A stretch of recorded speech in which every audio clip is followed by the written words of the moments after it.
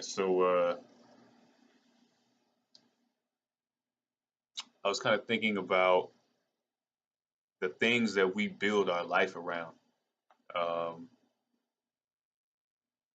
More specifically, ideas, like maybe things that are intangible, maybe more things that are exist in the mind or of the mind. Um,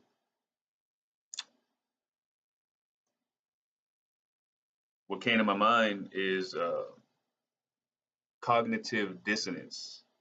You know, there's that Fleetwood Mac song. She said, "I've built my life around you." You know, um, so cognitive dissonance, the definition: the state of having inconsistent thoughts, beliefs, or attitudes, especially as relating to behavioral decisions and the attitude change. Um, that's something that I think I certainly experience as it pertains to like my identity. I think you can refer back to my video. Do you know who you are? Um, if you find yourself interested enough. But certainly, I know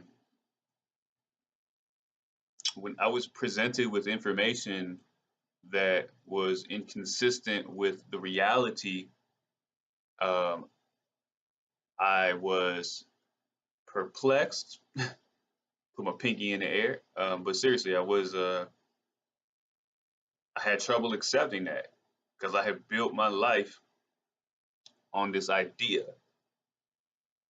that was not accurate. And it took me years to get out of that and accept reality for what it is. Now, that's probably because of my emotional attachment to that. Like I couldn't not let that be the case. Like it had to be the case, right? How could I be wrong? Man,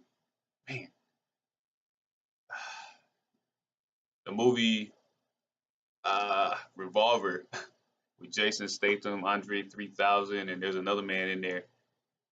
Um, there's a scene where they're playing chess, and spoiler alert for whatever it's worth.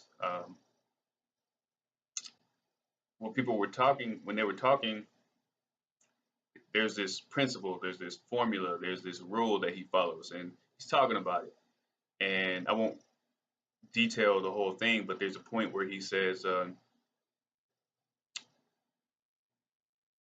when exercising the rule, when putting the rule in use, there comes a time when the victim's intellectual assessments is challenged. They are challenged. Um, the person's ego is challenged, and he says no one can accept that, not even to themselves. Um, Man, and I think that was definitely something that I experienced. But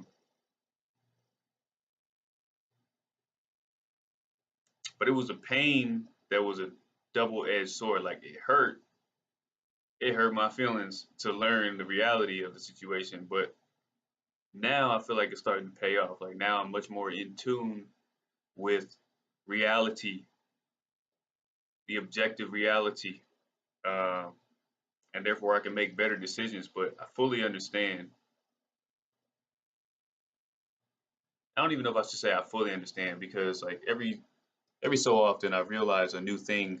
I realize a new dimension, a new angle, a new aspect, a new perspective on a subject that I'm already somewhat familiar with. But I feel like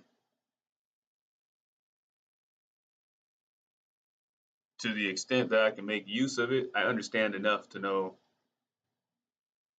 you what experiencing cognitive dissonance can feel like, and what the benefits can be from letting it go, and the an individual's unwillingness to let go. Like, like an addict. Maybe to a certain extent, one might experience cognitive dissonance by realizing that there is a problem, and I feel like I'm walking on thin ice when I speak on that. So I ask for forgiveness, but I just think that that served as a relatively appropriate example. But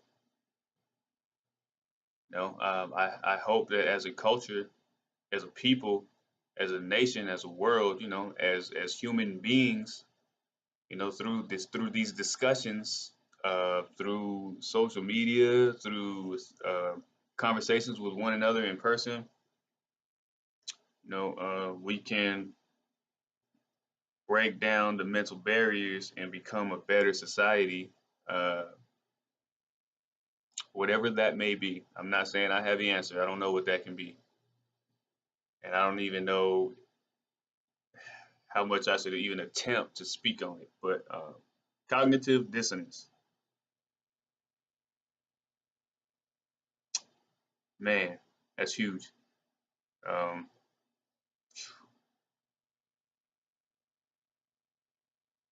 Experience, advice, wisdom, isolation, introspection,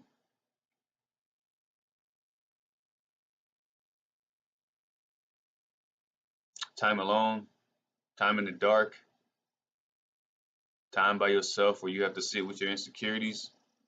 Learn how to be strong enough to deal with what makes you emotionally uncomfortable.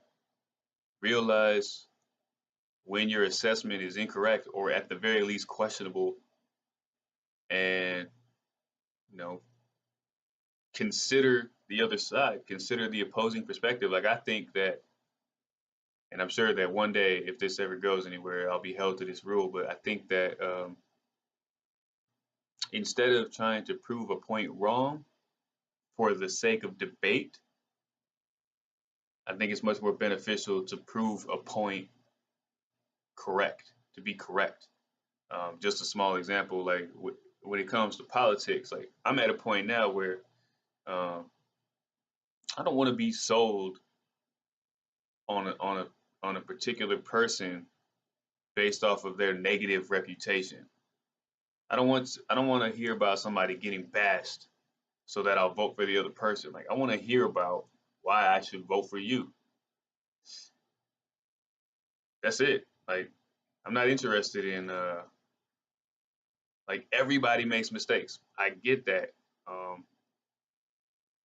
I understand that ideally when someone holds office, people want them to have a clean record. They want to know that they can trust them. But like at the end of the day, I know that the low life. We all got the Union shadow self, and if I'm not mistaken, I know like even the Bible talks about how a family member can still do good things. How a person can still do good things despite being a quote bad person. Now, I can't tell you where to find that. I can't even be too sure that I quoted that correctly. But um, if nothing else, I think about like when it talks about if you argue with your brother, forgive him. Something about bringing a gift to him. I don't know. I probably should have never went down that lane because I can't finish it. But still, uh, yeah, man, don't sell me on some negative stuff. Sell me on what you can do. Don't tell me what you can't do. Tell me what you can do. Don't tell me what the other person did wrong. Tell me what you do right. Cognitive dissonance, introspection, self-reflection. Let it go. Let it go. Let it go.